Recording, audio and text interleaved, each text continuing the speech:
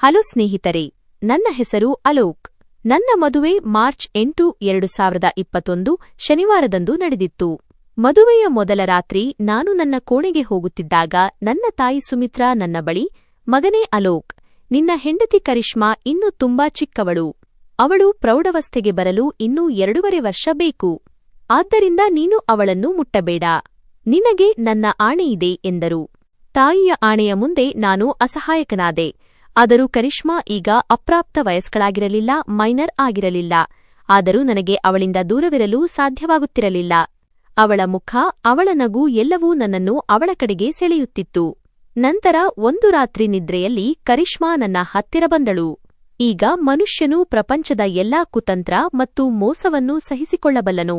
ಬಹುಶಃ ಅದನ್ನು ಮರೆಯಲೂಬಹುದು. ಆದರೆ ತನ್ನವರೇ ಮಾಡಿದ ಕುತಂತ್ರ ಮತ್ತು ಮೋಸವನ್ನು ಅವನು ಎಂದಿಗೂ ಮರೆಯುವುದಿಲ್ಲ. ಅದರಲ್ಲೂ ಅವನು ತನ್ನ ಜನರಿಗೆ ಹೆಚ್ಚು ಗೌರವ ಮತ್ತು ಮರ್ಯಾದೆ ನೀಡುವಾಗ, ಅವರನ್ನು ತನ್ನವರು ಎಂದು ನಂಬುವಾಗ ಮತ್ತು ಅವರ ಮೇಲೆ ತನ್ನಗಿಂತ ಹೆಚ್ಚು ನಂಬಿಕೆ ಇಡುವಾಗ. ಆದರೆ ಅದೇ ಜನರು ಸಂಬಂಧದ ನೆಪದಲ್ಲಿ ಅವನನ್ನು ಬಳಸಿಕೊಂಡರೆ, ಅವನಿಗೆ ಮೋಸ ಮಾಡಿದರೆ ಮನಸ್ಸು ಮುರಿದು ಹೋಗುತ್ತದೆ. ಸತ್ಯ ತಿಳಿದಾಗ ತುಂಬಾ ಕೆಟ್ಟದಾಗಿ ಎನಿಸುತ್ತದೆ. ಈ ನೋವು ಜೀವನಪೂರ್ತಿ ಮನಸ್ಸಿನಲ್ಲಿ ಉಳಿಯುತ್ತದೆ. ವಾಸ್ತವವಾಗಿ ಸ್ನೇಹಿತರೆ, ನನ್ನ ಜೊತೆಯೂ ಹೀಗೆಯೇ ಏನೋ ನಡೆಯಿತು. ನನ್ನ ಸ್ವಂತ ಜನರೇ ನನಗೆ ದ್ರೋಹ ಮಾಡಿದರು. ಆ ಮೋಸ ನೆನಪಾದಾಗಲೆಲ್ಲ ನಾನು ದುಃಖದ ಸಾಗರದಲ್ಲಿ ಮುಳುಗಿ ಹೋಗುತ್ತಿದ್ದೆ.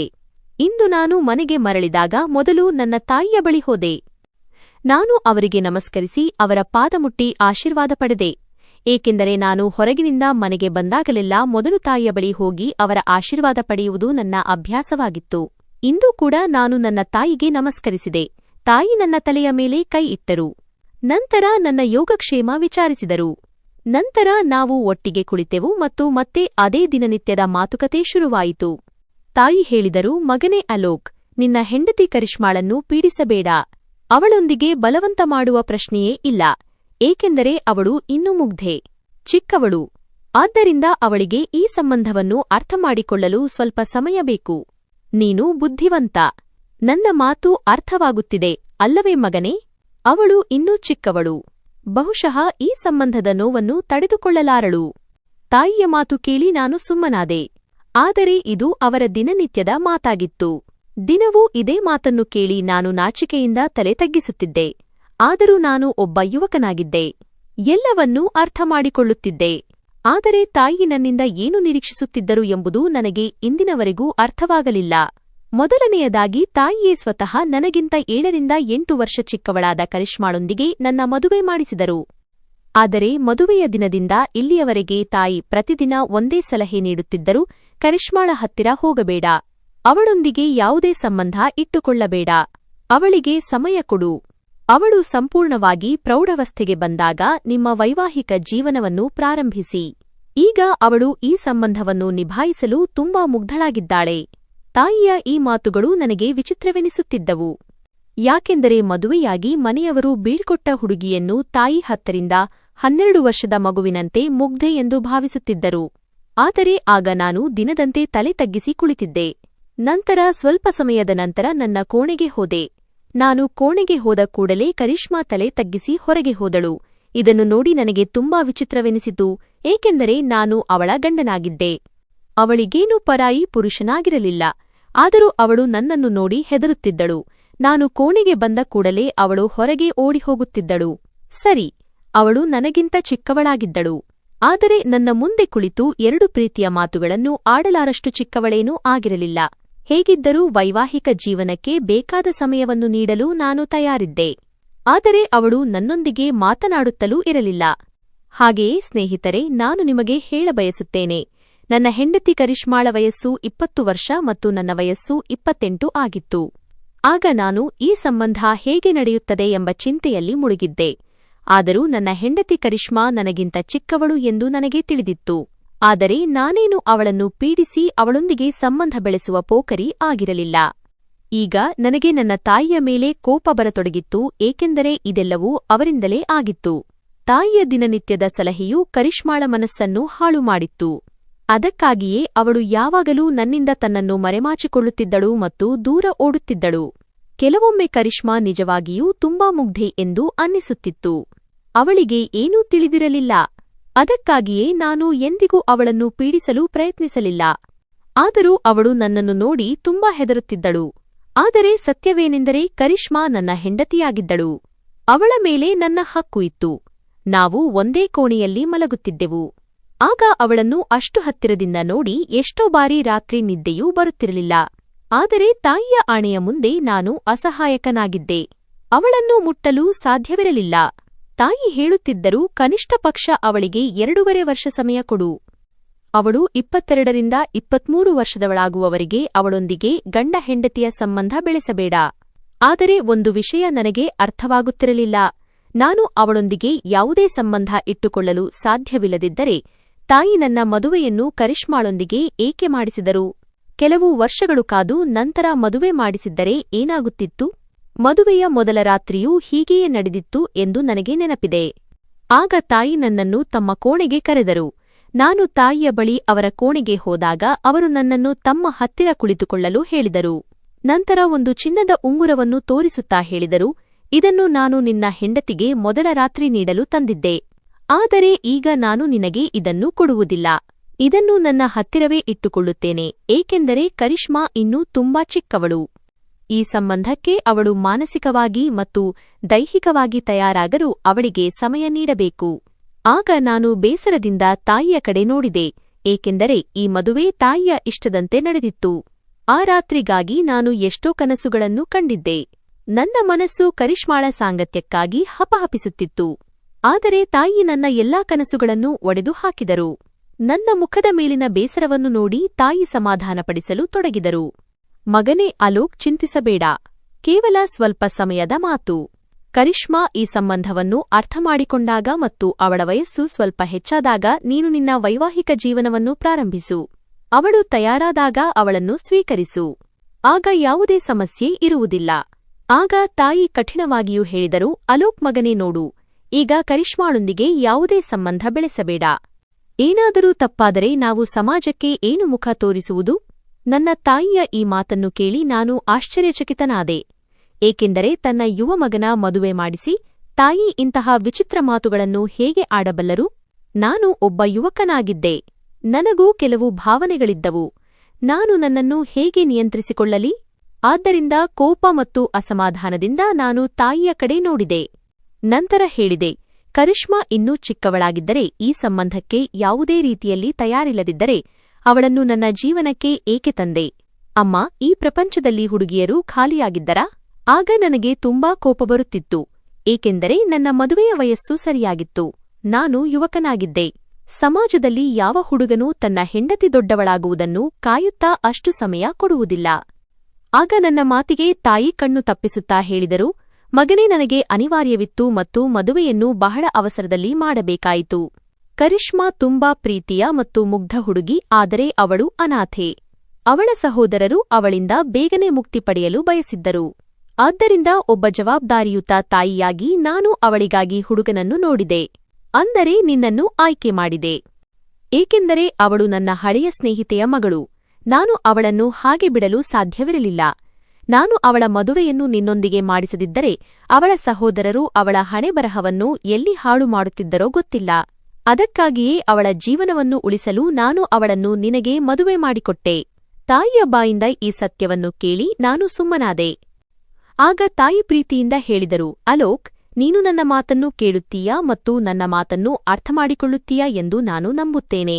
ಕರಿಷ್ಮಾಳಿಗೆ ಈಗೇನೂ ಮಾಡಬೇಡ. ಕರಿಷ್ಮಾಳಿಂದ ದೂರವಿರು. ಹೇಗಿದ್ದರೂ ಅವಳು ಈಗ ತುಂಬಾ ಹೆದರಿದ್ದಾಳೆ. ತಾಯಿಯ ಮಾತಿನಿಂದ ನನಗೆ ತುಂಬಾ ಕೋಪ ಬಂದಿತು, ಆದರೆ ನಾನು ಎಲ್ಲವನ್ನೂ ಸಹಿಸಿಕೊಂಡೆ. ಆದರೆ ಈಗ ನನಗೆ ಅನ್ನಿಸುತ್ತಿತ್ತು, ನಾನು ಯಾವುದೋ ಚಿಕ್ಕ ಮಗುವನ್ನು ಮದುವೆಯಾಗಿ ಮನೆಗೆ ಕರೆತಂದಿದ್ದೇನೆ ಎಂದು. ನಂತರ ನಾನು ಕೋಣೆಗೆ ಹೋಗಿ ಕರಿಷ್ಮಾಳನ್ನು ನೋಡಿದಾಗ ಅವಳು ನನಗಿಂತ ವಯಸ್ಸಿನಲ್ಲಿ ಚಿಕ್ಕವಳಾಗಿದ್ದಳು ನಿಜ, ಆದರೆ ಅವಳು ಯುವತಿಯಂತೆ ಕಾಣುತ್ತಿದ್ದಳು. ಮತ್ತು ಯಾರೂ ಅವಳ ದೇಹವನ್ನು ನೋಡಿ ಅವಳು ಇನ್ನೂ ಆ ಸಂಬಂಧಕ್ಕೆ ಅರ್ಹಳಲ್ಲ ಎಂದು ಹೇಳಲು ಸಾಧ್ಯವಿರಲಿಲ್ಲ. ಅವಳು ತುಂಬಾ ಸುಂದರವಾಗಿದ್ದಳು ಮತ್ತು ಅವಳ ಸೌಂದರ್ಯ ನನ್ನನ್ನು ಅವಳ ಕಡೆಗೆ ಸೆಳೆಯುತ್ತಿತ್ತು. ಅವಳನ್ನು ನೋಡಿ ನನ್ನ ಮನಸ್ಸು ಚಂಚಲವಾಗುತ್ತಿತ್ತು. ಏಕೆಂದರೆ ಕಡಿಮೆ ವಯಸ್ಸಿನವಳಾಗಿದ್ದರೂ ಅವಳ ಮೈಕಟ್ಟು ಅದ್ಭುತವಾಗಿತ್ತು. ಅವಳು ನನಗೆ ತುಂಬಾ ಇಷ್ಟವಾಗಿದ್ದಳು. ಆದರೆ ತಾಯಿಯ ಮಾತಿನ ಕಾರಣದಿಂದ ನಾನು ಬಲು ಕಷ್ಟದಿಂದ ನನ್ನನ್ನು ನಿಯಂತ್ರಿಸಿಕೊಂಡೆ. ಇಲ್ಲದಿದ್ದರೆ ಕರಿಷ್ಮಾಳ ಸೌಂದರ್ಯ ನನ್ನನ್ನು ಹುಚ್ಚನನ್ನಾಗಿ ಮಾಡುತ್ತಿತ್ತು. ಈಗ ನಾನು ಅವಳ ಹತ್ತಿರ ಕುಳಿತಾಗ ಅವಳು ನಿಜವಾಗಿಯೂ ತುಂಬಾ ಹೆದರಿದಂತೆ ಕಾಣುತ್ತಿದ್ದಳು. ಹಾಗಾಗಿ ನಾನು ಅವಳ ಬಳಿ, ಕರಿಷ್ಮಾ, ನೀನು ಟೆನ್ಷನ್ ಮಾಡ್ಕೋಬೇಡ, ನಾನು ನಿನಗೆ ಯಾವುದೇ ತೊಂದರೆ ಕೊಡುವುದಿಲ್ಲ. ಆದ್ದರಿಂದ ನನ್ನನ್ನು ನೋಡಿ ಹೆದರುವ ಅಗತ್ಯವಿಲ್ಲ ಎಂದು ಹೇಳಿದೆ. ನಂತರ ನಾನು ಅವಳ ಕೈ ಹಿಡಿದೆ. ಆಗ ಅವಳ ಕೈ ತೀರಾ ತಣ್ಣಗಿತ್ತು. ಅವಳು ನಡುಗುತ್ತಿದ್ದಳು. ಅವಳ ಕಣ್ಣುಗಳು ಕಣ್ಣೀರಿನಿಂದ ತುಂಬಿ ಬಂದಿದ್ದವು. ಅವಳ ಹಾಲಿನಂತಿದ್ದ ಮುಖ ಭಯದಿಂದ ಬಿಳಿಚಿಕೊಂಡಿತ್ತು. ಇದೆಲ್ಲವನ್ನೂ ನೋಡಿ ನಾನು ಅವಳಿಗೆ ಧೈರ್ಯ ತುಂಬಿದೆ ಮತ್ತು ಕರಿಷ್ಮಾ, ಹೆದರುವ ವಿಷಯವೇನಿಲ್ಲ, ನಾನು ನಿನ್ನ ಮೇಲೆ ಯಾವುದೇ ಬಲವಂತ ಮಾಡುವುದಿಲ್ಲ ಎಂದು ಹೇಳಿದೆ. ಆದರೆ ಆಗ ನಾನು ಸ್ವಲ್ಪ ಚಿಂತೆಗೀಡಾದೆ, ಏಕೆಂದರೆ ಅವಳು ನನ್ನನ್ನು ನೋಡಿ ಏಕೆ ಇಷ್ಟು ಹೆದರುತ್ತಿದ್ದಾಳೆ ಎಂದು ಅರ್ಥವಾಗುತ್ತಿರಲಿಲ್ಲ. ಅವಳ ಕಣ್ಣುಗಳಲ್ಲಿ ವಿಪರೀತ ಭಯ ಕಾಣುತ್ತಿತ್ತು. ನಿಜವಾಗಿಯೂ ನಾನೇನು ಕಾಡು ಮನುಷ್ಯ ಅಥವಾ ಅನಾಗರಿಕನಾಗಿರಲಿಲ್ಲ.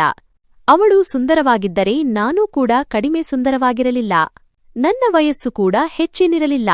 ಮತ್ತೆ ಅವಳು ನನ್ನನ್ನು ನೋಡಿ ಹೆದರುವ ಅಗತ್ಯವೇನಿತ್ತು? ಈಗಷ್ಟೇ 2022ರಲ್ಲಿ ನನಗೆ ಕೆಲಸ ಸಿಕ್ಕಿತ್ತು ಮತ್ತು ತಾಯಿ ಇದ್ದಕ್ಕಿದ್ದಂತೆ ನನ್ನ ಮದುವೆ ಮಾಡಿಸಿದರು. ಈ ಅವಸರದ ಮದುವೆಯಿಂದ ನಾನು ಸಂಪೂರ್ಣವಾಗಿ ಕಂಗಾಲಾಗಿದ್ದೆ. ನನಗೆ ದಿವ್ಯಾಂಶ್ ಎಂಬ ಒಬ್ಬ ತಮ್ಮನೂ ಇದ್ದನು. ಅವನು ಓದಿಗಾಗಿ ಚೆನ್ನೈನಲ್ಲಿ ವಾಸಿಸುತ್ತಿದ್ದನು. ತಾಯಿ ಅವನಿಗಾಗಿಯೂ ಕಾಯಲಿಲ್ಲ ಎಂದು ನನಗೆ ಆಶ್ಚರ್ಯವಾಯಿತು. ಆ ದಿನಗಳಲ್ಲಿ ಅವನ ಪರೀಕ್ಷೆಗಳು ಹತ್ತಿರವಿದ್ದವು ಮತ್ತು ಇಲ್ಲಿ ನನ್ನ ಮದುವೆಯ ತಯಾರಿ ನಡೆಯುತ್ತಿತ್ತು. ಆದರೆ ಈಗ ನಾನು ದಿವ್ಯಾಂಶ್ಗೆ ಫೋನ್ ಮಾಡಿ ಕ್ಷಮೆ ಕೇಳಿದಾಗ ಅವನು ಬಹಳ ಆರಾಮವಾಗಿ, ಪರವಾಗಿಲ್ಲ ಅಣ್ಣ, ನನಗೆಲ್ಲಾ ಗೊತ್ತಿದೆ, ನನಗೂ ಅನಿವಾರ್ಯತೆ ಇದೆ, ಅದಕ್ಕೆ ಬರಲಾಗಲಿಲ್ಲ. ನೀನು ನಿನ್ನ ಮದುವೆಯನ್ನು ಮಜವಾಗಿ ಎಂಜಾಯ್ ಮಾಡು. ನನ್ನ ಇಡೀ ತಿಂಗಳು ಬ್ಯೂಸಿ ಇದೆ. ನೀನು ಮದುವೆ ಮಾಡಿಕೊಂಡು ನಿನ್ನ ಜೀವನವನ್ನು ಖುಷಿಯಾಗಿ ನಡೆಸು. ನನಗಾಗಿ ಕಾಯುವ ಅಗತ್ಯವಿಲ್ಲ. ದಿವ್ಯಾಂಶ್ನ ಅಂತಹ ಬೇಜವಾಬ್ದಾರಿ ಮಾತು ಕೇಳಿ ನನ್ನ ಮನಸ್ಸಿಗೆ ಸ್ವಲ್ಪ ನೋವಾಯಿತು. ನಾವಿಬ್ಬರೂ ಸಹೋದರರು ಅಷ್ಟು ಹತ್ತಿರವಾಗಿರಲಿಲ್ಲ. ಆದರೆ ನನಗೆ ನನ್ನ ತಮ್ಮನ ಮೇಲೆ ತುಂಬಾ ಪ್ರೀತಿ ಇತ್ತು. ಮದುವೆಯ ದಿನಗಳಲ್ಲಿ ದಿವ್ಯಾಂಶ್ ಇಲ್ಲದಿರುವುದು ನನಗೆ ತುಂಬಾ ಕಾಡುತ್ತಿತ್ತು. ಆದರೆ ಅವನಿಗೆ ಅದರಿಂದ ಯಾವುದೇ ವ್ಯತ್ಯಾಸವಾಗುತ್ತಿರಲಿಲ್ಲ. ಮದುವೆ ಬಹಳ ಆರಾಮವಾಗಿ ಸರಿಯಾಗಿ ನಡೆಯಿತು. ನನಗೂ ಯಾವುದೇ ತೊಂದರೆ ಆಗಲಿಲ್ಲ. ಆದರೆ ತಾಯಿಯ ಪ್ರೀತಿ ಮತ್ತು ಕರಿಷ್ಮಾ ನನ್ನಿಂದ ಅಡಗಿಕೊಳ್ಳುವುದು, ಜೊತೆಗೆ ತಾಯಿ ಪದೇ ಪದೇ ನಿನ್ನ ಹೆಂಡತಿಯನ್ನು ಮುಟ್ಟಬೇಡ ಎಂದು ಸಲಹೆ ನೀಡುವುದು, ಇದೆಲ್ಲ ನನಗೆ ಅರ್ಥವಾಗುತ್ತಿರಲಿಲ್ಲ. ತಾಯಿ ಹೇಳುತ್ತಿದ್ದರು, ಕರಿಷ್ಮಾಳ ಎಲ್ಲಾ ಜವಾಬ್ದಾರಿಗಳನ್ನು ನಿಭಾಯಿಸು, ಆದರೆ ಅವಳ ಹತ್ತಿರ ಹೋಗಬೇಡ, ಏಕೆಂದರೆ ಅವಳು ಇನ್ನೂ ಚಿಕ್ಕ ಹುಡುಗಿ, ಮುಗ್ಧೆ, ಅವಳಿಗೆ ತಿಳುವಳಿಕೆ ಇಲ್ಲ. ಆದರೆ ಸತ್ಯವೇನೆಂದರೆ ಕರಿಷ್ಮಾ ಅಷ್ಟು ಚಿಕ್ಕವಳಾಗಿರಲಿಲ್ಲ. ಅವಳು ಪೂರ್ತಿ ಯುವತಿಯಾಗಿದ್ದಳು. ಚೆನ್ನಾಗಿ ಮೇಕಪ್ ಮಾಡಿಕೊಂಡು ತಯಾರಾಗುತ್ತಿದ್ದಳು. ನನ್ನೊಂದಿಗೆ ಕೋಣೆಯಲ್ಲಿ ಇರುತ್ತಿದ್ದಳು. ತನ್ನ ತವರು ಮನೆಗೆ ಹೋಗುತ್ತಿದ್ದಳು, ಸ್ನೇಹಿತೆಯರ ಮನೆಗೆ ಹೋಗುತ್ತಿದ್ದಳು. ಕೇವಲ ನನಗೆ ನನ್ನ ಹಕ್ಕನ್ನು ನೀಡುತ್ತಿರಲಿಲ್ಲ. ನಾನು ಕೇವಲ ಕರಿಷ್ಮಾಳನ್ನು ಕಣ್ತುಂಬಾ ನೋಡುತ್ತಿದ್ದೆ. ಆಗಲೇ ತಲೆಯಲ್ಲಿ ತಾಯಿಯ ಸಲಹೆ ಸುತ್ತುತ್ತಿತ್ತು. ಅದಕ್ಕಾಗಿಯೇ ನಾನು ಕಿರಿಕಿರಿಗೊಂಡಿದ್ದೆ. ನಾನು ಕೂಡ ಒಬ್ಬ ಯುವಕನಾಗಿದ್ದೆ ಎಂಬುದು ಸ್ಪಷ್ಟವಾಗಿತ್ತು. ನನ್ನ ಭಾವನೆಗಳು ನನಗೆ ನೆಮ್ಮದಿ ಕೊಡುತ್ತಿರಲಿಲ್ಲ. ಆದರೂ ಕರಿಷ್ಮಾ ನನ್ನದೇ ಹಾಸಿಗೆಯ ಒಂದು ಬದಿಯಲ್ಲಿ ಮಲಗುತ್ತಿದ್ದಳು. ಆಗ ಅವಳನ್ನು ನೋಡಿ ರಾತ್ರಿಯಿಡೀ ನನಗೆ ನಿದ್ದೆ ಬರುತ್ತಿರಲಿಲ್ಲ. ಎಲ್ಲವನ್ನೂ ಮರೆತು ಅವಳಿಂದ ನನ್ನ ಹಕ್ಕನ್ನು ಪಡೆದುಕೊಳ್ಳಬೇಕು ಎಂದು ಮನಸ್ಸಾಗುತ್ತಿತ್ತು. ಆದರೆ ತಾಯಿಯ ಮಾತನ್ನು ಕಡೆಗಣಿಸಲು ಸಾಧ್ಯವಾಗುತ್ತಿರಲಿಲ್ಲ. ತಾಯಿಗೆ ಗೊತ್ತಾದರೆ ಅವರ ದೃಷ್ಟಿಯಲ್ಲಿ ನನ್ನ ಮರ್ಯಾದೆ ಏನಾಗುತ್ತಿತ್ತು? ಇದನ್ನೇ ಯೋಚಿಸಿ ನನ್ನನ್ನು ತಡೆದುಕೊಳ್ಳುತ್ತಿದ್ದೆ. ಇದು ಎಂತಹ ಮದುವೆಯಾಗಿತ್ತು? ಇಲ್ಲಿ ನಾನು ನನ್ನ ಸ್ವಂತ ಹೆಂಡತಿಯಿಂದಲೇ ದೂರವಿರಬೇಕಾಗಿತ್ತು. ಇದರಿಂದಾಗಿ ಆಫೀಸಿನಲ್ಲೂ ನನಗೆ ಮನಸ್ಸು ಲಗುತ್ತಿರಲಿಲ್ಲ. ಜೀವನದಲ್ಲಿ ಕೇವಲ ನೆಮ್ಮದಿ ಬೇಕಿತ್ತು. ಸುಸ್ತಾಗಿ ಮನೆಗೆ ಮರಳಿದಾಗ ಕರಿಷ್ಮಾ ನಗುತ್ತಾ ನನ್ನ ಮುಂದೆ ಬರಬೇಕು ಎಂದು ಮನಸ್ಸು ಬಯಸುತ್ತಿತ್ತು. ರಾತ್ರಿ ಸುಸ್ತಾಗಿ ಹಾಸಿಗೆಯ ಮೇಲೆ ಬಿದ್ದಾಗ ಅವಳ ತೋಳುಗಳಲ್ಲಿ ಎಲ್ಲ ಆಯಾಸ ಮರೆಯಬೇಕು ಎನಿಸುತ್ತಿತ್ತು. ಅವಳು ತಯಾರಾದಾಗ ನಾನು ಅವಳನ್ನು ಹೊಗಳಬೇಕು, ಅವಳಿಗಾಗಿ ಮಲ್ಲಿಗೆ ಹೂವು, ಬಳೆಗಳನ್ನು ತರಬೇಕು ಎಂದು ಆಸೆಯಾಗುತ್ತಿತ್ತು. ಆದರೆ ನಮ್ಮ ನಡುವೆ ಅಂತಹ ಯಾವುದೇ ಸಂಬಂಧವೇ ಇರಲಿಲ್ಲ. ಅಕಸ್ಮಾತ್ ನಾನು ಕರಿಷ್ಮಾಳಿಗಾಗಿ ಯಾವುದಾದರೂ ಉಡುಗೊರೆ ತಂದರೆ ಅಥವಾ ಅವಳನ್ನು ಹೊಗಳಿದರೆ ನಾನು ಯಾವುದೋ ದೊಡ್ಡ ಅಪರಾಧ ಮಾಡಿದವನಂತೆ ಅವಳು ಹೆದರುತ್ತಿದ್ದಳು. ನಂತರ ಅವಳ ಸುಂದರ ಮುಖದ ಮೇಲೆ ಭಯ ಆವರಿಸುತ್ತಿತ್ತು ಮತ್ತು ಅವಳು ನನ್ನಿಂದ ದೂರ ಓಡಿಹೋಗುತ್ತಿದ್ದಳು. ಇದೆಲ್ಲವೂ ನನಗೆ ತುಂಬಾ ಕೆಟ್ಟದಾಗಿ ಎನಿಸುತ್ತಿತ್ತು. ಕೊನೆಗೆ ಸೋತು ಹೋಗಿ ನಾನು ಅವಳನ್ನು ಅವಳ ಪಾಡಿಗೆ ಬಿಟ್ಟೆ. ಆದರೆ ನನ್ನ ಆಸೆಯನ್ನು ಕಡೆಗಣಿಸಲು ಸಾಧ್ಯವಾಗುತ್ತಿರಲಿಲ್ಲ. ನಾವು ಒಂದೇ ಕೋಣೆಯಲ್ಲಿ ಇರುತ್ತಿದ್ದೆವು, ಒಂದೇ ಹಾಸಿಗೆಯಲ್ಲಿ ಮಲಗುತ್ತಿದ್ದೆವು.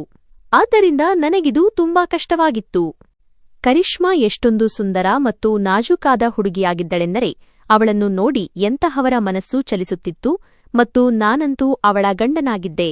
ಅವಳು ತಯಾರಾಗಿ ನಿಂತರೆ ನನ್ನ ಕಣ್ಣು ಅವಳಿಂದ ಕದಲುತ್ತಿರಲಿಲ್ಲ. ತಾಯಿ ನನ್ನ ನೋಟವನ್ನೂ ಗ್ರಹಿಸಿದ್ದರು. ನಂತರ ಒಂದು ದಿನ ತಾಯಿ ನನ್ನ ಬಳಿ ಹೇಳಿದರು, ಅಲೋಕ್, ಇದೇನು ನಿನ್ನ ನೋಡುವ ರೀತಿ? ನಾನು ನೋಡುತ್ತಿದ್ದೇನೆ. ನೀನು ಕರಿಷ್ಮಾಳನ್ನು ತುಂಬಾ ಆಳವಾಗಿ ನೋಡುತ್ತಿದ್ದೀಯಾ? ನನ್ನ ಸಲಹೆಯನ್ನು ಮರೆತುಬಿಟ್ಟೆಯಾ? ತಾಯಿಯ ಮಾತು ಕೇಳಿ ನನಗೆ ನನ್ನ ಮೇಲೆಯೇ ನಾಚಿಕೆ ಆಯಿತು. ಆದರೆ ತಾಯಿಯಲ್ಲಿ ನನ್ನ ಪ್ರಾಣವಿತ್ತು. ಆದ್ದರಿಂದ ನಾನು ಅವರಿಗೆ ಏನೂ ಹೇಳಲಾಗಲಿಲ್ಲ. ಕರಿಷ್ಮಾಳಿಂದ ನನ್ನನ್ನು ದೂರವಿಡಬೇಕಿದ್ದರೆ ಮದುವೆ ಏಕೆ ಮಾಡಿಸಿದೆ ಎಂದು ಕೇಳಬೇಕು ಎನಿಸಿತು. ಮತ್ತು ದೂರವಿರಬೇಕಾದರೆ ಅವಳನ್ನು ನನ್ನ ಕೋಣೆಗೆ ಏಕೆ ಕಳುಹಿಸುತ್ತೀಯಾ? ನನ್ನನ್ನು ನಾನು ನಿಯಂತ್ರಿಸಿಕೊಳ್ಳುವುದು ನನಗೆ ತುಂಬಾ ಕಷ್ಟವಾಗಿದೆ. ತಾಯಿ ಆದರೂ ಪದೇ ಪದೇ ಸಲಹೆ ನೀಡುತ್ತಿದ್ದರು. ನಾನು ಕರಿಷ್ಮಾಳನ್ನು ನೋಡಬಹುದಿತ್ತು, ಆದರೆ ಮುಟ್ಟುವಂತಿರಲಿಲ್ಲ. ಆಫೀಸಿನಿಂದ ಸುಸ್ತಾಗಿ ಮನೆಗೆ ಬಂದಾಗ ಅವಳು ಅಡುಗೆಮನೆಯ ಕೆಲಸದಲ್ಲಿ ಇರುತ್ತಿದ್ದಳು. ಊಟ ಮಾಡಿ ಕೋಣೆಗೆ ಹೋದಾಗ ಅವಳ ಒಂದು ನೋಟಕ್ಕಾಗಿ ಗಂಟೆಗಟ್ಟಲೆ ಕಾಯುತ್ತಿದ್ದೆ. ಆದರೆ ಕರಿಷ್ಮಾ ಕೋಣೆಗೆ ಬರುತ್ತಿರಲಿಲ್ಲ. ಕೊನೆಗೆ ನಾನು ಅವಳಿಗಾಗಿ ಕಾಯುತ್ತಾ ಕಾಯುತ್ತಾ ನಿದ್ದೆ ಹೋಗುತ್ತಿದ್ದೆ. ನಾನು ಮಲಗಿದ ಮೇಲೆ ಅವಳು ಗುಟ್ಟಾಗಿ ಬಂದು ಹಾಸಿಗೆಯ ಮೂಲೆಯಲ್ಲಿ ಮಲಗುತ್ತಿದ್ದಳು. ಜೀವನ ತುಂಬಾ ಬೋರಿಂಗ್ ಆಗಿತ್ತು. ಆದರೆ ಒಂದು ದಿನ ನನಗೆ ನನ್ನ ಮೇಲೆ ನಿಯಂತ್ರಣ ಇರಲಿಲ್ಲ ಮತ್ತು ನಿದ್ರೆಯಲ್ಲಿ ನನ್ನ ಕೈ ಕರಿಷ್ಮಾಳ ಕೈಗೆ ತಗುಲಿತು. ಇನ್ನೇನಿತ್ತು, ನನ್ನ ಭಾವನೆಗಳು ಉಕ್ಕಿ ಬಂದವು. ಎದೆಯ ಬಡಿತ ಹೆಚ್ಚಾಯಿತು. ನನ್ನನ್ನು ತಡೆಯುವುದು ತುಂಬಾ ಕಷ್ಟವಾಗುತ್ತಿತ್ತು. ಹಾಗಾಗಿ ಅಚಾನಕ್ಕಾಗಿ ನಾನು ಅವಳನ್ನು ಎಳೆದು ನನ್ನ ತೋಳುಗಳಲ್ಲಿ ಬಂಧಿಸಿದೆ ಮತ್ತು ಅವಳನ್ನು ಸ್ಪರ್ಶಿಸಿದೆ. ನನ್ನ ಈ ಸ್ಪರ್ಶದಿಂದ ಕರಿಷ್ಮಾ ಬೆಚ್ಚಿಬಿದ್ದು ಎಚ್ಚರಗೊಂಡಳು. ಆಗ ಏನಾಯಿತು, ಅದು ಅನಿರೀಕ್ಷಿತವಾಗಿತ್ತು. ನನ್ನ ಈ ಸಣ್ಣ ವರ್ತನೆಗೆ ಅವಳು ಕಿರುಚಾಡಲು ಪ್ರಾರಂಭಿಸಿದಳು. ಅವಳ ಶಬ್ದ ಕೇಳಿ ತಾಯಿ ನನ್ನ ಕೋಣೆಗೆ ಬಂದರು ಮತ್ತು ನನ್ನ ಈ ನಡವಳಿಕೆಗೆ ನನ್ನನ್ನು ತುಂಬಾ ಬೈದರು. ನಿನಗೆ ನಾಚಿಕೆಯಾಗುವುದಿಲ್ಲವೇ ಅಲೋಕ್?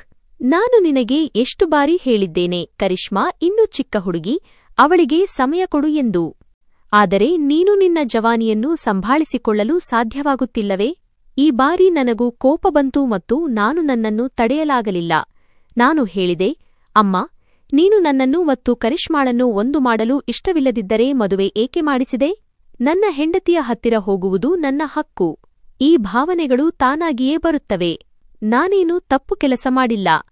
ಗಂಡ ಹೆಂಡತಿಯ ನಡುವೆ ಇಂತಹ ವರ್ತನೆಯನ್ನು ತಪ್ಪು ಎಂದು ಹೇಳುವುದು ವ್ಯರ್ಥ ಎಂದು ನಿನಗೆ ಗೊತ್ತಿಲ್ಲವೇ? ಆಗ ನನಗೆ ತುಂಬಾ ಕೋಪ ಬರುತ್ತಿತ್ತು. ಆದರೆ ತಾಯಿಗೆ ಮರು ಉತ್ತರ ನೀಡಲಾಗಲಿಲ್ಲ.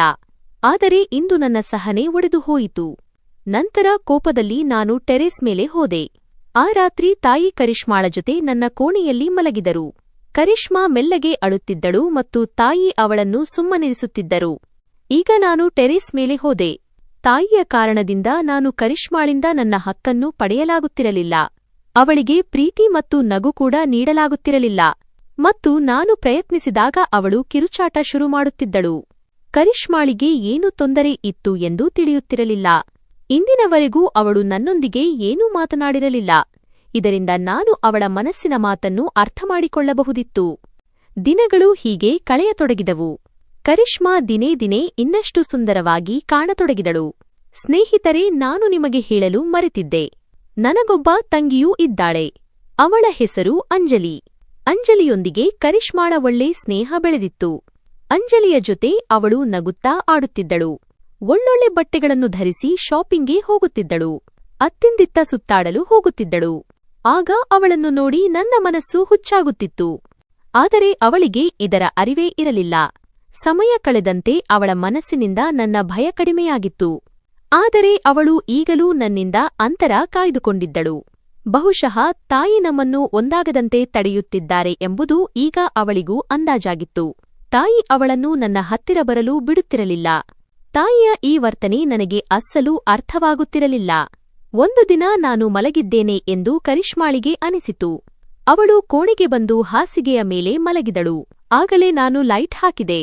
ನನ್ನನ್ನು ಎಚ್ಚರವಾಗಿರುವುದನ್ನು ನೋಡಿ ಅವಳು ಗಾಬರಿಗೊಂಡು ಎದ್ದು ಕುಳಿತಳು. ಆಗ ನಾನು, ಕರಿಷ್ಮಾ, ನಾನು ನಿನ್ನೊಂದಿಗೆ ಕೆಲವು ಮುಖ್ಯವಾದ ವಿಷಯವನ್ನು ಮಾತನಾಡಬೇಕು ಎಂದೆ.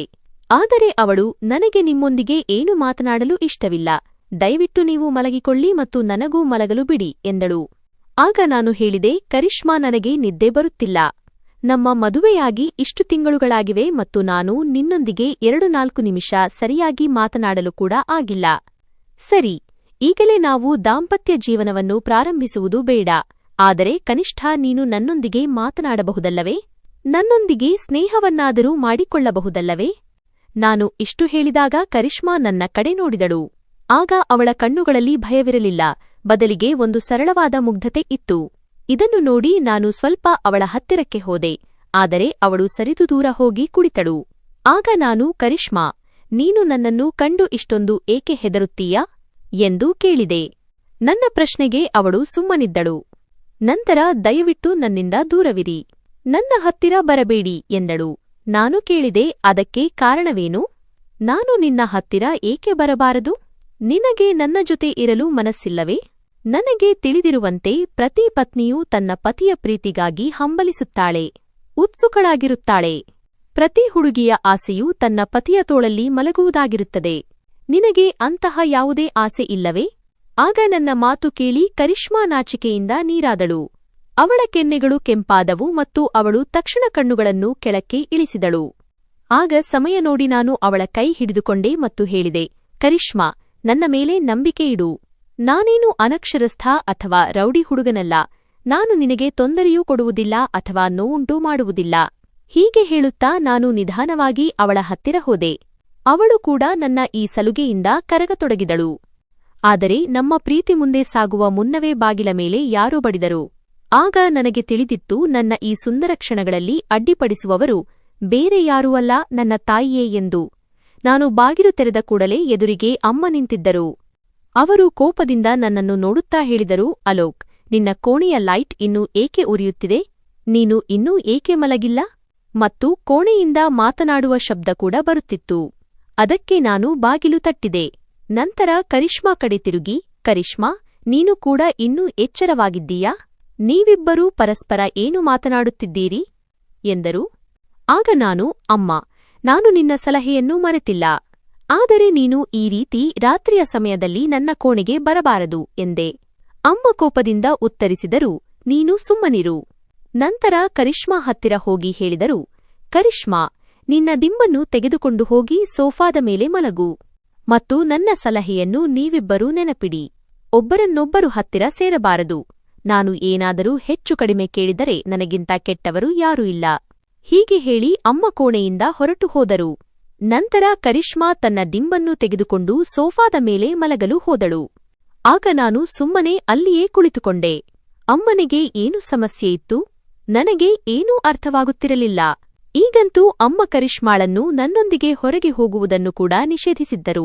ಕರಿಷ್ಮಾ ಇನ್ನೂ ಚಿಕ್ಕವಳು ಮತ್ತು ಅಲೋಕ್, ನೀನು ಒಬ್ಬ ಯುವಕ, ಇದು ಅವಳ ಜೊತೆ ಸರಿಯಾಗಿ ಕಾಣುವುದಿಲ್ಲ ಎಂದು ಹೇಳುತ್ತಿದ್ದರು. ಇಷ್ಟು ಚಿಕ್ಕ ಹುಡುಗಿಯೊಂದಿಗೆ ಒಬ್ಬ ದಷ್ಟಪುಷ್ಟ ಯುವಕನ ಮದುವೆ ಮಾಡಿಸಿದ್ದಾರೆ ಎಂದು ಜನ ಏನು ಹೇಳಿಯಾರು? ಆದ್ದರಿಂದ ಜನರು ನನಗೆ ಎರಡು ಮಾತು ಹೇಳುವುದು ನನಗೆ ಇಷ್ಟವಿಲ್ಲ. ಆದ್ದರಿಂದ ನೀನು ಕರಿಷ್ಮಾಳನ್ನು ಕರೆದುಕೊಂಡು ಎಲ್ಲಿಯೂ ಹೊರಗೆ ಹೋಗಬೇಡ ಎಂದರು. ಅಮ್ಮನ ಮಾತು ಕೇಳಿ ಕರಿಷ್ಮಾ ಕೂಡ ಹೌದೆಂದು ತಲೆಯಾಡಿಸುತ್ತಿದ್ದಳು ಮತ್ತು ಅವಳು ನನ್ನೊಂದಿಗೆ ಎಲ್ಲಿಗೂ ಬರುತ್ತಿರಲಿಲ್ಲ. ಈ ಎಲ್ಲದರಿಂದಾಗಿ ಈಗ ನನ್ನ ಸ್ನೇಹಿತರು ಕೂಡ ನನ್ನನ್ನು ಗೇಲಿ ಮಾಡಲು ಶುರುಮಾಡಿದ್ದರು. ಅಲೋಕ್, ನೀನು ನಿನ್ನ ಹೆಂಡತಿಯ ಇಶಾರೆಗಳ ಮೇಲೆ ಕುಣಿಯುತ್ತೀಯಾ? ನಿನಗೆ ಅವಳನ್ನು ಹೊರಗೆ ಕರೆದುಕೊಂಡು ಹೋಗುವಷ್ಟು ಧೈರ್ಯವೂ ಇಲ್ಲವೇ ಎಂದು ಹೇಳುತ್ತಿದ್ದರು. ಈ ಎಲ್ಲದರಿಂದ ಬೇಸತ್ತು ಒಂದು ದಿನ ಕೋಪದಲ್ಲಿ ನಾನು ಕರಿಷ್ಮಾಳಿಗೆ ಹೇಳಿದೆ, ಇವತ್ತು ಏನೇ ಆಗಲಿ ನಾನು ನಿನ್ನನ್ನು ನನ್ನ ಸ್ನೇಹಿತನ ಮನೆಗೆ ಕರೆದುಕೊಂಡೇ ಹೋಗುತ್ತೇನೆ, ಏಕೆಂದರೆ ನನ್ನ ಸ್ನೇಹಿತ ನಮ್ಮನ್ನು ಯಾವಾಗಲಿಂದಲೋ ಕರೆಯುತ್ತಿದ್ದಾನೆ. ಇಂದು ನಾನು ಯಾವುದೇ ನೆಪ ಕೇಳುವುದಿಲ್ಲ. ಹೀಗೆ ಹೇಳಿ ನಾನು ಸ್ನಾನಕ್ಕೆ ಹೋದೆ. ಆದರೆ ನಾನು ಹಿಂತಿರುಗಿದಾಗ ಕರಿಷ್ಮಾ ಕೋಣೆಯಿಂದ ನಾಪತ್ತೆಯಾಗಿದ್ದಳು. ಕೋಪದಲ್ಲಿ ಹೊರಗೆ ಬಂದಾಗ ಅವಳು ಬೇರೆ ಕೋಣೆಯಲ್ಲಿ ಅಮ್ಮನ ಬಳಿ ಟೆನ್ಷನ್ನಲ್ಲಿ ಕುಳಿತಿದ್ದಳು.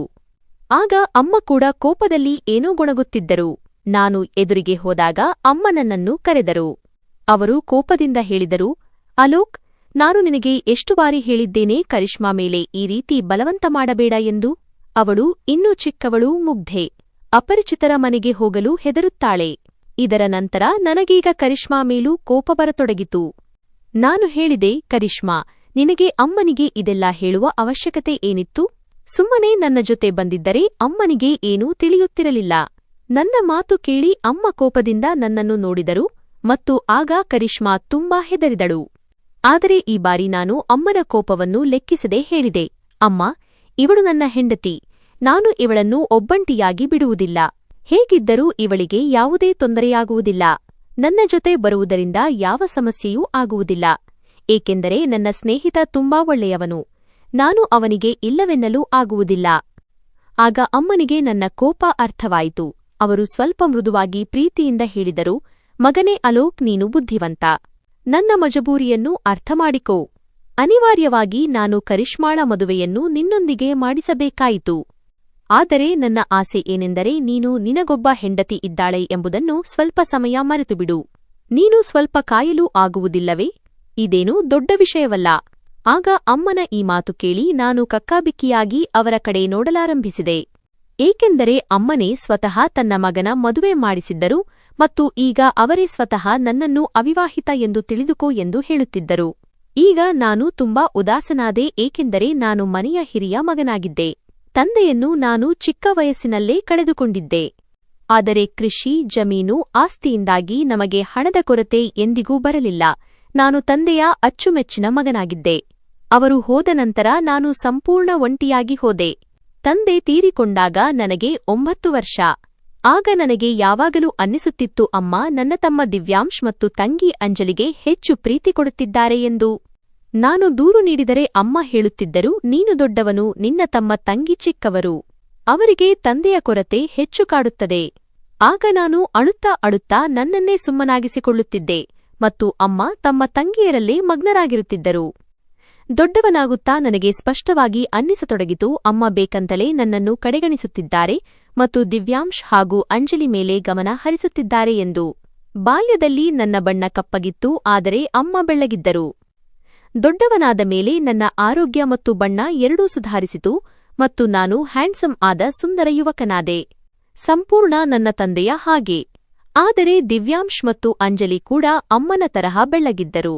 ದೊಡ್ಡವರಾದ ಮೇಲೆ ಜನ ನನ್ನನ್ನು ನೋಡಿ ಸುಂದರ ಎಂದು ಹೇಳುತ್ತಿದ್ದರಾದರೂ ತಮ್ಮ ತಂಗಿಯ ಮುಂದೆ ನನ್ನ ಬಣ್ಣ ಮಂಕಾಗುತ್ತಿತ್ತು. ಆದ್ದರಿಂದ ನಾನು ಏಕಾಂಗಿಯಾಗಿ ಮತ್ತು ಪ್ರತ್ಯೇಕವಾಗಿ ಇರಲಾರಂಭಿಸಿದೆ.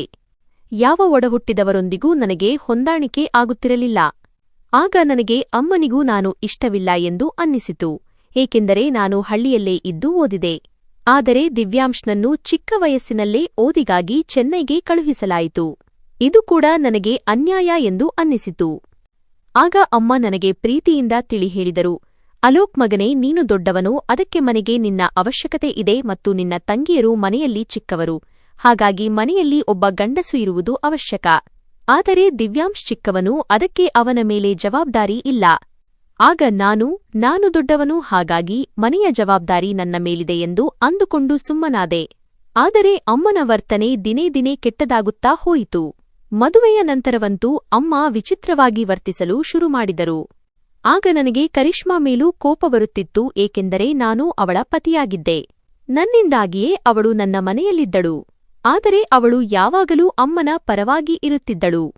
ಈಗ ಒಬ್ಬ ಸ್ನೇಹಿತನ ಮನೆಗೆ ಕೇವಲ ಊಟಕ್ಕೆ ಹೋಗಬೇಕಿತ್ತು, ಅದಕ್ಕೆ ಇಷ್ಟೆಲ್ಲಾ ರಂಪಾಟವಾಯಿತು. ನಾನು ಆಲೋಚನೆಯಲ್ಲಿ ಬಿದ್ದೆ. ನಂತರ ಕೋಪದಲ್ಲಿ ಮನೆಯಿಂದ ಹೊರಗೆ ಬಂದು ನೇರವಾಗಿ ನನ್ನ ಸ್ನೇಹಿತ ವಿಕಾಸ್ನ ಮನೆಗೆ ಹೋದೆ. ವಿಕಾಸ್ ಆಶ್ಚರ್ಯದಿಂದ, ಅತ್ತಿಗೆಯನ್ನು ಯಾಕೆ ಕರೆತರಲಿಲ್ಲ ದೋಸ್ತ್? ನಾನು ಎಲ್ಲಾ ತಯಾರಿ ಮಾಡಿಕೊಂಡಿದ್ದೆ ಎಂದನು. ಆಗ ನನಗೆ ತುಂಬಾ ಮುಜುಗರವಾಯಿತು. ನಂತರ ನಾನು, ನಿನ್ನ ಅತ್ತಿಗೆ ಕರಿಷ್ಮಾ ಆರೋಗ್ಯ ಸರಿಯಿರಲಿಲ್ಲ, ಅದಕ್ಕೆ ನಾನು ಒಬ್ಬನೇ ಬಂದೆ ಎಂದೆ. ಇದಕ್ಕೆ ವಿಕಾಸ್ ನನ್ನನ್ನು ದಿಟ್ಟಿಸಿ ನೋಡತೊಡಗಿದನು. ನಂತರ ಕೂಡಿಸಿಕೊಂಡು, ಏನಾಯಿತು ನನಗೆ ಹೇಳು ಎಂದನು. ಮೊದಲು ನಾನು ಅದನ್ನು ತಪ್ಪಿಸಲು ಪ್ರಯತ್ನಿಸಿದೆ. ಆದರೆ ಬಹುಶಃ ನನ್ನ ಕಣ್ಣುಗಳಲ್ಲಿ ಅವನು ಏನೋ ತೊಂದರೆ ಇದೆ ಎಂದು ಓದಿಕೊಂಡಿದ್ದನು. ಹಾಗಾಗಿ ನನ್ನ ಸ್ನೇಹಿತ ವಿಕಾಸ್ ಹೇಳಿದ, ಏನೋ ಸಮಸ್ಯೆ ಖಂಡಿತ ಇದೆ ಅಲೋಕ್, ನಿನ್ನ ದಾಂಪತ್ಯ ಜೀವನ ನಾರ್ಮಲ್ ಆಗಿ ನಡೆಯುತ್ತಿಲ್ಲ ಎಂದು ನನಗೆ ಅನ್ನಿಸುತ್ತಿದೆ.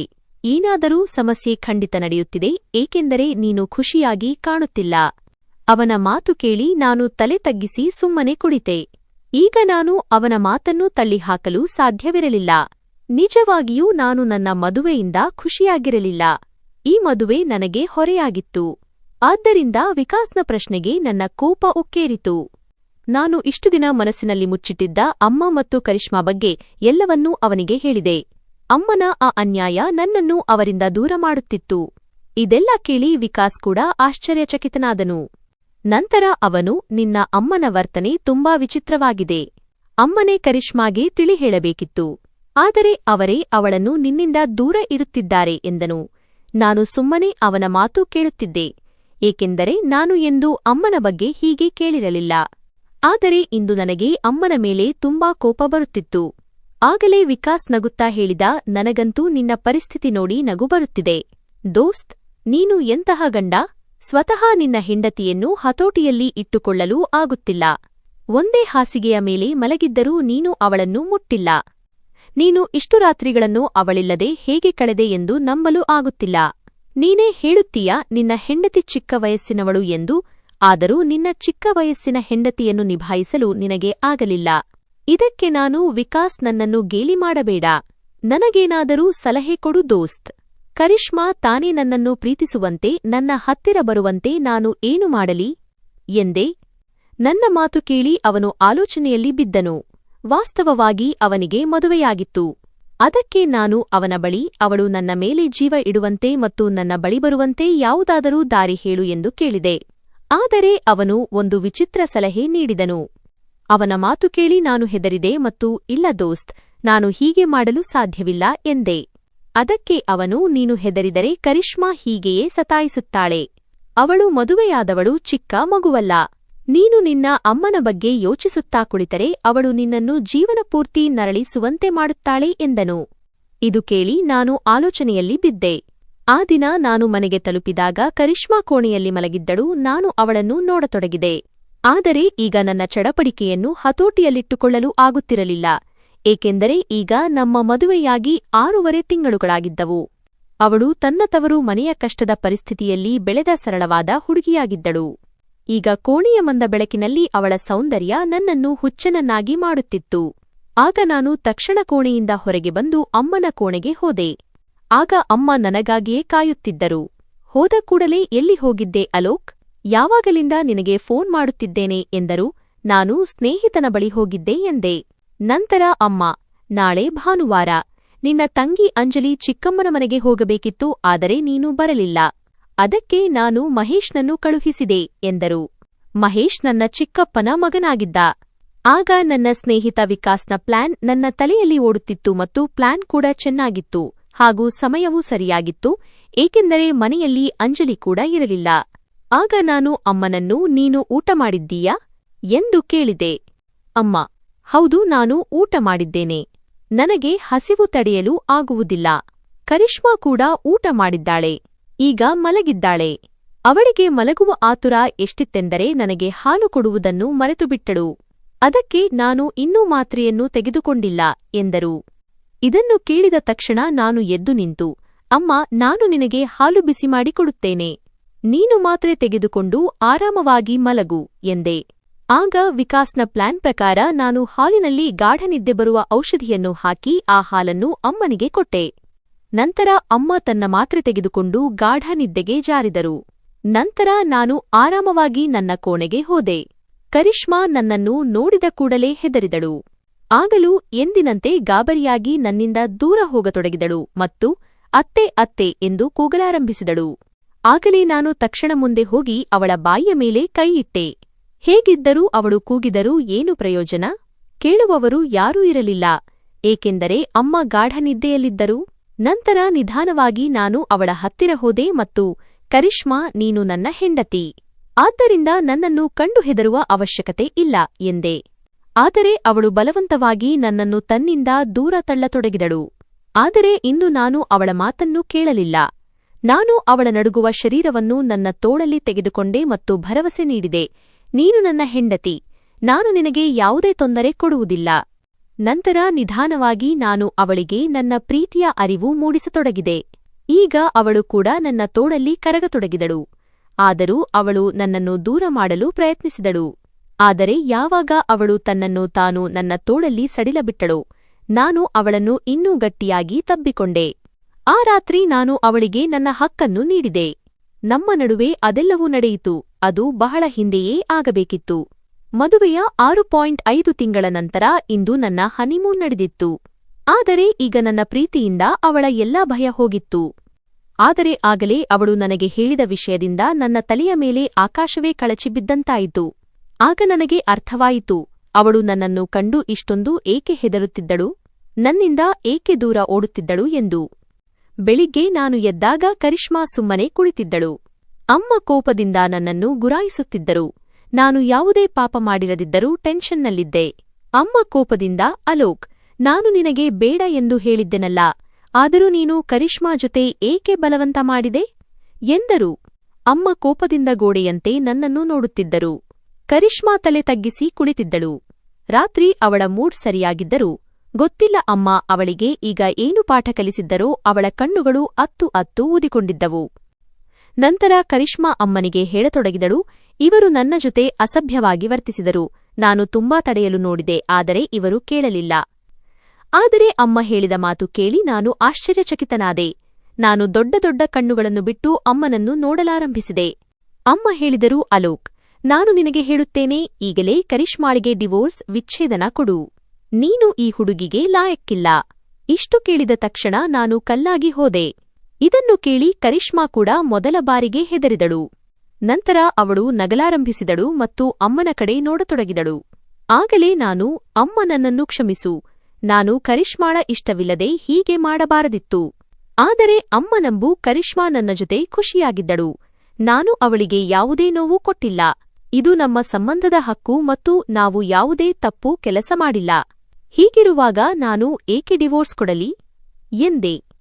ಆದರೆ ಅಮ್ಮ ತನ್ನ ಮಾತಿಗೆ ಅಂಟಿಕೊಂಡು, ನೀನು ಅವಳಿಗೆ ಡಿವೋರ್ಸ್ ಕೊಡು, ನಾನು ನಿನ್ನ ಮದುವೆಯನ್ನು ನಿನ್ನ ವಯಸ್ಸಿನ ಬೇರೆ ಹುಡುಗಿಯ ಜೊತೆ ಮಾಡಿಸುತ್ತೇನೆ, ಇವಳನ್ನು ಬಿಟ್ಟುಬಿಡು ಎಂದರು.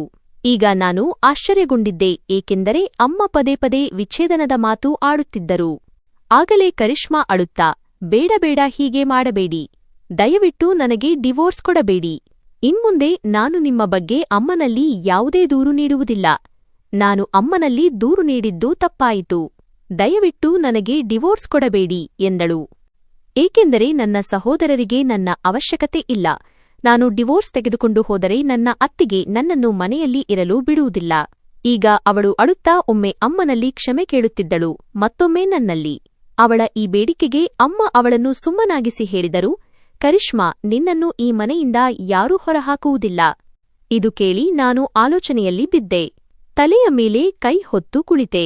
ಅಲ್ಲಿ ನನ್ನ ಹೆಂಡತಿ ಅಳುತ್ತಿದ್ದಳು ಮತ್ತು ಅಮ್ಮ ವಿಚ್ಛೇದನ ನೀಡುವ ಹಠಕ್ಕೆ ಬಿದ್ದಿದ್ದರು. ನಂತರ ನಾನು ಆಲೋಚನೆಯಲ್ಲಿ ಮುಳುಗಿ ಮನೆಯಿಂದ ಹೊರಗೆ ಹೋದೆ, ಏಕೆಂದರೆ ಈಗ ನನ್ನ ತಲೆ ಒಡೆಯುವಂತಿತ್ತು. ಕರಿಷ್ಮಾ ಬೀದಿಗೆ ಬಂದಿದ್ದಳು ಮತ್ತು ಮನೆಯಲ್ಲಿ ನೀರವ ಮೌನ ಆವರಿಸಿತ್ತು. ನಾನು ಹೆದರಿದೆ. ಈಗ ಜೀವ ಗಡಗಡ ನಡುಗುತ್ತಿತ್ತು. ಆದರೆ ಕರಿಷ್ಮಾ ತನ್ನ ಎಲ್ಲಾ ಸಾಮಾನುಗಳನ್ನು ಕಟ್ಟಿಕೊಂಡು ಹೊರಗೆ ಹೊರಟಳು. ಆಗಲೇ ನಾನು ಅಮ್ಮನನ್ನು ಪ್ರಶ್ನಿಸಿದೆ. ಅವರು ಬಹಳ ಆರಾಮವಾಗಿ, ಈಗ ಅವಳು ಬೇರೆ ಇರುತ್ತಾಳೆ, ನೀನು ಅವಳಿಗೆ ಡಿವೋರ್ಸ್ ಕೊಡು ಎಂದರು. ಆಗ ನನಗೆ ಕೋಪ ಬಂತು. ನಾನು ಹೇಳಿದೆ, ಅಮ್ಮ, ನಾನು ಕರಿಷ್ಮಾಳಿಗೆ ಡಿವೋರ್ಸ್ ಕೊಡುವುದಿಲ್ಲ. ಅವಳು ನನ್ನ ಹೆಂಡತಿ.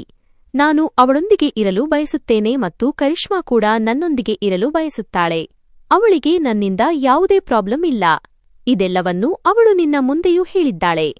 ಆದರೆ ಅಮ್ಮ ತಿಳಿ ಹೇಳಲು ಶುರು ಮಾಡಿದರು. ವಿಚ್ಛೇದನಕ್ಕಾಗಿ ಹಠ ಹಿಡಿದಾಗ ನಾನು ನೇರವಾಗಿ ನಿರಾಕರಿಸಿದೆ. ನಂತರ ಕೆಲವು ದಿನಗಳು ಹೀಗೆಯೇ ಕಳೆದವು. ಆದರೆ ಅಮ್ಮ ನನ್ನೊಂದಿಗೆ ಈ ವಿಷಯದ ಬಗ್ಗೆ ಜಗಳವಾಡುತ್ತಲೇ ಇದ್ದರು ಮತ್ತು ಕರಿಷ್ಮಾ ಕೂಡ ನನ್ನ ಎದುರಿಗೆ ಅಸ್ಸಲು ಬರಲಿಲ್ಲ. ಆ ದಿನಗಳಲ್ಲಿ ನನ್ನ ತಮ್ಮ ದಿವ್ಯಾಂಶ್ ಕೂಡ ಬಂದಿದ್ದನು. ಅವನು ಇದೆಲ್ಲವನ್ನೂ ಕೇಳಿದಾಗ ಅವನು ಕೂಡ ನನಗೆ ತಿಳಿ ಹೇಳಲು ಶುರು ಮಾಡಿದನು. ನಿನ್ನ ವಯಸ್ಸಿಗಿಂತ ಇಷ್ಟು ಚಿಕ್ಕ ಹುಡುಗಿಯನ್ನು ಮದುವೆಯಾದ ಕಾರಣಕ್ಕೆ ಈ ತೊಂದರೆ ಆಗುತ್ತಿದೆ. ಸಣ್ಣ ಸಣ್ಣ ವಿಷಯಗಳಿಗೆ ನೀನು ಇಷ್ಟು ದೊಡ್ಡ ರಂಪಾಟ ಏಕೆ ಮಾಡುತ್ತೀಯಾ? ಡಿವೋರ್ಸ್ ಕೊಡು ಮತ್ತು ಇವಳಿಂದ ಮುಕ್ತಿ ಪಡೆ ಎಂದನು. ಆಗಲೂ ನಾನು ನಿರಾಕರಿಸಿದೆ ಮತ್ತು ದಿವ್ಯಾಂಶ್ಗೆ ಹೇಳಿದೆ, ಬಹುಶಃ ಮೊದಲು ನಾನು ಕರಿಷ್ಮಾಳಿಗೆ ಡಿವೋರ್ಸ್ ಕೊಡುತ್ತಿದ್ದೆನೋ ಏನೋ.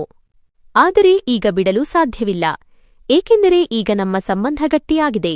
ಏಕೆಂದರೆ ಅವಳು ಕೂಡ ನನ್ನಿಂದ ವಿಚ್ಛೇದನ ಬಯಸುತ್ತಿಲ್ಲ ಎಂಬುದನ್ನು ನಾನು ನೋಡಿದ್ದೆ. ಈಗ ತಾಯಿ ನನ್ನ ಮೇಲೆ ಕೋಪಗೊಂಡಿದ್ದಳು ಮತ್ತು ದಿವ್ಯಾಂಶ ನನಗೆ ವಿಚ್ಛೇದನ ನೀಡುವಂತೆ ಒತ್ತಾಯಿಸುತ್ತಿದ್ದನು. ಆದರೆ ನಾನು ಕರಿಷ್ಮಾಗೆ ವಿಚ್ಛೇದನ ನೀಡಲು ಒಪ್ಪಲಿಲ್ಲ. ಆಗ ಮನೆಯವರು ಅವಳನ್ನು ಸೆರೆಹಿಡಿದಂತೆ ಇಟ್ಟಿದ್ದರು. ಅವರು ನನಗೆ ಅವಳನ್ನು ಭೇಟಿಯಾಗಲು ಕೂಡ ಬಿಡುತ್ತಿರಲಿಲ್ಲ. ಮನೆಯವರ ಈ ವರ್ತನೆ ನನಗೆ ಅರ್ಥವಾಗುತ್ತಿರಲಿಲ್ಲ. ಆದರೆ ಯಾರೂ ನನಗೆ ಸಾಥ್ ನೀಡುತ್ತಿರಲಿಲ್ಲ. ಆಗ ನನಗೆ ಆ ರಾತ್ರಿ ಕರಿಷ್ಮಾ ಹೇಳಿದ ಮಾತು ನೆನಪಾಯಿತು. ಅಲೋಕ್, ನೀನು ತುಂಬಾ ಒಳ್ಳೆಯವನು, ಆದರೆ ಅಮ್ಮ ಹೇಳುತ್ತಿದ್ದರು ನೀನು ಕೆಟ್ಟ ಮನುಷ್ಯ ಎಂದು. ನಿನ್ನ ಜೊತೆ ಇರುವುದು ಸರಿಯಲ್ಲ. ನಿನಗೆ ಹೆಣ್ಣಿನ ಗೌರವದ ಬಗ್ಗೆ ಕಾಳಜಿ ಇಲ್ಲ.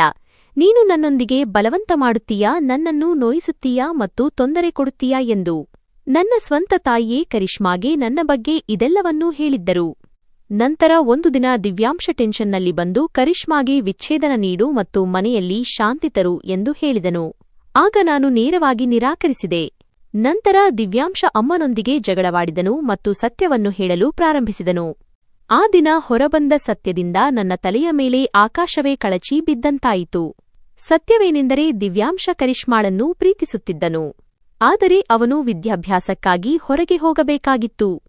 ಅವನು ಹೊರಗೆ ಹೋಗುವ ಮೊದಲು ಅಮ್ಮನಿಗೆ ಕರಿಷ್ಮಾ ಬಗ್ಗೆ ಎಲ್ಲವನ್ನೂ ಹೇಳಿದ್ದನು ಮತ್ತು ಕರಿಷ್ಮಾ ಕೂಡ ಇದಕ್ಕೆ ಸಿದ್ಧಳಾಗಿದ್ದಳು. ಆದರೆ ಅಷ್ಟರಲ್ಲಿ ಇದ್ದಕ್ಕಿದ್ದಂತೆ ನನ್ನ ಅತ್ತೆ ಕರಿಷ್ಮಾಳ ತಾಯಿ ತೀರಿಕೊಂಡರು. ನಂತರ ಕರಿಷ್ಮಾಳ ಅತ್ತಿಗೆ ಬೇಗನೆ ಅವಳ ಮದುವೆ ಮಾಡಲು ಮತ್ತು ಅವಳನ್ನು ಮನೆಯಿಂದ ಓಡಿಸಲು ಬಯಸುತ್ತಿದ್ದರು. ಈ ವಿಷಯ ಅಮ್ಮನಿಗೆ ತಿಳಿದಾಗ ಅವರು ಆತಂಕಕ್ಕೊಳಗಾದರು. ಆಗ ಅಮ್ಮ ಎಂದಿನಂತೆ ನನ್ನನ್ನು ಬಳಸಿಕೊಂಡರು ಮತ್ತು ನನ್ನ ಮದುವೆಯನ್ನು ಕರಿಷ್ಮಾಳೊಂದಿಗೆ ಮಾಡಿಸಿದರು.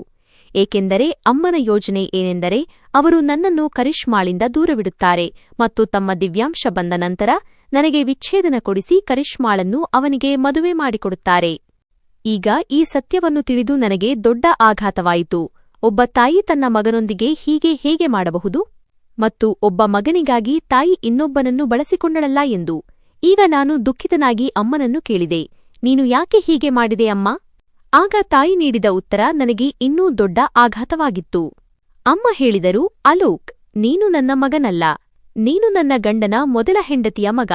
ನಿನ್ನ ತಂದೆ ನನ್ನ ಮಕ್ಕಳನ್ನು ಎಂದಿಗೂ ತಮ್ಮ ಮಕ್ಕಳೆಂದು ಪರಿಗಣಿಸಲಿಲ್ಲ. ಎಲ್ಲ ಆಸ್ತಿಯನ್ನು ನಿನ್ನ ಹೆಸರಿಗೆ ಬರೆದರು. ಹಾಗಾಗಿ ನಾನು ನಿನ್ನನ್ನು ಹೇಗೆ ಪ್ರೀತಿಸಲು ಸಾಧ್ಯ?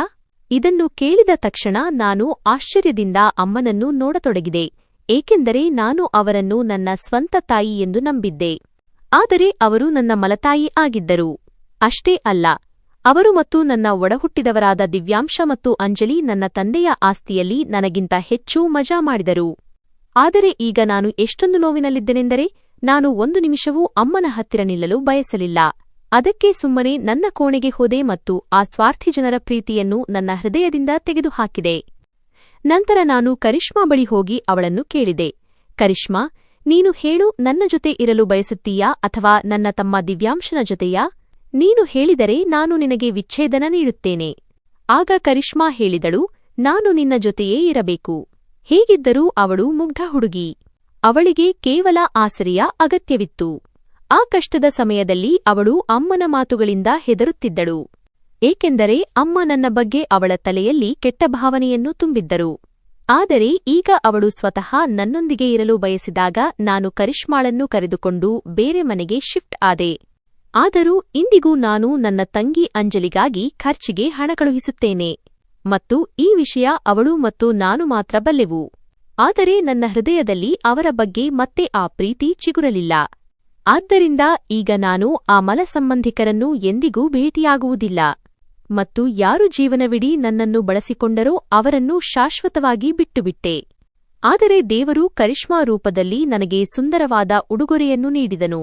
ಈಗ ನನ್ನ ಪತ್ನಿ ಕರಿಷ್ಮಾ ನನ್ನ ಬಗ್ಗೆ ತುಂಬಾ ಕಾಳಜಿ ವಹಿಸುತ್ತಾಳೆ ಮತ್ತು ನನ್ನ ಪ್ರತಿಯೊಂದು ಮಾತನ್ನು ಕೇಳುತ್ತಾಳೆ ಮತ್ತು ನಾನು ಕೂಡ ಅವಳನ್ನು ತುಂಬಾ ಪ್ರೀತಿಸುತ್ತೇನೆ. ಈಗ ನಾವಿಬ್ಬರೂ ಸಂತೋಷದಿಂದ ಜೀವನ ನಡೆಸುತ್ತಿದ್ದೇವೆ. ಕರಿಷ್ಮಾಳೊಂದಿಗೆ ಹೊಸ ಜೀವನ ಶುರುವಾಗಿ 3 ತಿಂಗಳುಗಳಾಗಿವೆ. ಮನೆ ಚಿಕ್ಕದಾಗಿದೆ, ಬಾಡಿಗೆಯದಾಗಿದೆ. ಆದರೆ ಮನಸ್ಸಿನ ನೆಮ್ಮದಿ ದೊಡ್ಡದಾಗಿದೆ. ನಾವಿಬ್ಬರೂ ಸೇರಿ ಎಲ್ಲಾ ಕೆಲಸ ಮಾಡುತ್ತೇವೆ. ಕರಿಷ್ಮಾ ಈಗ ಹೆದರುವುದಿಲ್ಲ. ನನ್ನೊಂದಿಗೆ ತನ್ನ ಮನಸ್ಸಿನ ಎಲ್ಲಾ ಮಾತುಗಳನ್ನು ಹೇಳುತ್ತಾಳೆ. ಬೆಳಿಗ್ಗೆ ಚಹಾ ಮಾಡಿ ನನ್ನನ್ನು ಎಚ್ಚರಗೊಳಿಸುತ್ತಾಳೆ ಮತ್ತು ಹೇಳುತ್ತಾಳೆ, ಅಲೋಕ್, ಈಗ ನಾನು ಎಂದಿಗೂ ನಿನ್ನನ್ನು ಬಿಡುವುದಿಲ್ಲ. ನೀನು ನನಗಾಗಿ ದೇವರು ಕೊಟ್ಟ ಅತಿದೊಡ್ಡ ಉಡುಗೊರೆ. ಅವಳ ಮಾತುಗಳನ್ನು ಕೇಳಿ ನಾನು ಮುಗುಳ್ನಗುತ್ತೇನೆ. ಕೆಲವೊಮ್ಮೆ ಯೋಚಿಸುತ್ತೇನೆ, ಆ ಸಮಯದಲ್ಲಿ ಅಮ್ಮ ನನ್ನೊಂದಿಗೆ ಮೋಸ ಮಾಡದಿದ್ದರೆ ಎಷ್ಟು ಸುಲಭವಾಗಿರುತ್ತಿತ್ತು ಎಂದು. ಆದರೆ ಈಗ ನಾನು ಕಳೆದ ದಿನಗಳ ಬಗ್ಗೆ ಅಲ್ಲ, ಮುಂಬರುವ ದಿನಗಳನ್ನು ಸುಂದರಗೊಳಿಸಲು ಬಯಸುತ್ತೇನೆ. ಒಂದು ದಿನ ಕರಿಷ್ಮಾ ನನ್ನ ಬಳಿ ಬಂದು, ಅಲೋಕ್, ನಾನು ಸ್ವಲ್ಪ ಓದಬಹುದೇ? ನನಗೆ ನರ್ಸ್ ಆಗುವ ಕನಸಿದೆ ಎಂದು ಹೇಳಿದಳು. ನಾನು ಅವಳ ಕಣ್ಣುಗಳಲ್ಲಿನ ಹೊಳಪನ್ನು ನೋಡುತ್ತಿದ್ದೆ. ಅದರಲ್ಲಿ ಹೊಸ ಉತ್ಸಾಹವಿತ್ತು. ನಾನು ಏನೂ ಯೋಚಿಸದೆ ಹೇಳಿದೆ, ನೀನು ಏನು ಬೇಕಾದರೂ ಮಾಡು, ನಾನು ಯಾವಾಗಲೂ ನಿನ್ನ ಜೊತೆ ಇರುತ್ತೇನೆ. ಈಗ ಅವಳು ಹತ್ತಿರದ ನರ್ಸಿಂಗ್ ಸೆಂಟರ್ನಲ್ಲಿ ಅಡ್ಮಿಷನ್ ಪಡೆದಿದ್ದಾಳೆ. ಬೆಳಿಗ್ಗೆ ನನಗೆ ಚಹಾ ಮಾಡುತ್ತಾಳೆ, ಮಧ್ಯಾಹ್ನ ಓದುತ್ತಾಳೆ ಮತ್ತು ಸಂಜೆ ನಾವಿಬ್ಬರೂ ನಡೆಯಲು ಹೋಗುತ್ತೇವೆ. ಅವಳು ನನ್ನ ಜೊತೆ ನಡೆಯುವಾಗ ನನ್ನ ಎಲ್ಲಾ ಕೊರತೆಗಳು ನೀಗಿದಂತೆ ಭಾಸವಾಗುತ್ತದೆ. ಆದರೆ ಒಂದು ದಿನ ಇದ್ದಕ್ಕಿದ್ದಂತೆ ನನ್ನ ತಂಗಿ ಅಂಜಲಿಯ ಫೋನ್ ಬಂತು. ಅವಳ ಧ್ವನಿ ಹೆದರಿದಂತಿತ್ತು. ಅಣ್ಣ, ಅಮ್ಮ ತುಂಬಾ ಹುಷಾರಿಲ್ಲ. ಪದೇ ಪದೇ ನಿನ್ನ ಹೆಸರನ್ನು ಕರೆಯುತ್ತಿದ್ದಾರೆ ಎಂದು ಹೇಳಿದಳು. ಇದನ್ನು ಕೇಳಿ ನಾನು ಸ್ವಲ್ಪ ಹೊತ್ತು ಸುಮ್ಮನಿದ್ದೆ.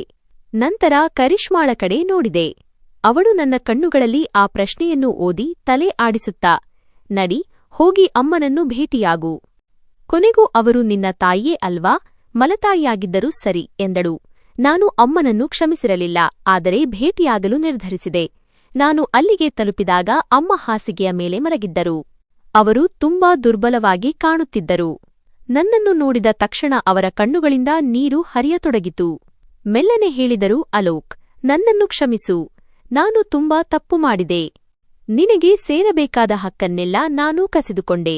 ನಾನು ಮೌನವಾಗಿ ಕೇಳಿಸಿಕೊಳ್ಳುತ್ತಿದ್ದೆ. ಮನಸ್ಸು ತುಂಬಾ ಭಾರವಾಗಿತ್ತು.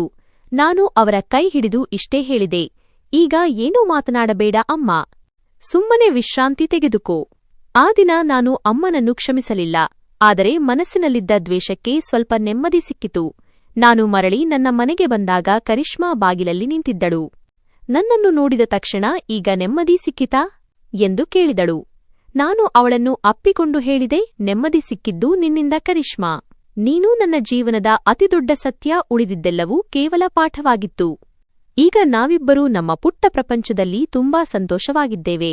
ಕರಿಷ್ಮಾಳ ಕನಸನ್ನು ಪೂರೈಸಲು ನಾನು ಅವಳಿಗೆ ಸಾಥ್ ನೀಡುತ್ತಿದ್ದೇನೆ ಮತ್ತು ಅವಳು ನನ್ನ ಕಷ್ಟ ಸುಖಗಳಲ್ಲಿ ನನ್ನ ಜೊತೆಗಿದ್ದಾಳೆ. ಇಂದು ಯಾರಾದರೂ ಅಲೋಕ್, ಈಗ ಹೇಗನ್ನಿಸುತ್ತಿದೆ ಎಂದು ಕೇಳಿದರೆ ನಾನು ನಗುತ್ತಾ ಒಂದೇ ಮಾತು ಹೇಳುತ್ತೇನೆ, ಈಗ ಬದುಕಿನ ನಿಜವಾದ ಅರ್ಥವಾಗಿದೆ. ಹೌದು ಸ್ನೇಹಿತರೆ, ನಮ್ಮ ಇಂದಿನ ಈ ಕಥೆ ನಿಮಗೆ ಹೇಗೆ ಅನಿಸಿತು ಎಂಬುದನ್ನು ಕಾಮೆಂಟ್ ಮಾಡುವ ಮೂಲಕ ಖಂಡಿತವಾಗಿ ತಿಳಿಸಿ. ಮತ್ತು ಇಂತಹದೇ ಕಥೆಗಳನ್ನು ಕೇಳಲು ನಮ್ಮ ಚಾನೆಲ್ ಅನ್ನು ಸಬ್ಸ್ಕ್ರೈಬ್ ಮಾಡಿ ಮತ್ತು ಜೊತೆಗೆ ಇರುವ ಬೆಲ್ ನೋಟಿಫಿಕೇಷನ್ ಅನ್ನು ಆನ್ ಮಾಡಲು ಮರೆಯದಿರಿ. ಧನ್ಯವಾದಗಳು ಸ್ನೇಹಿತರೆ.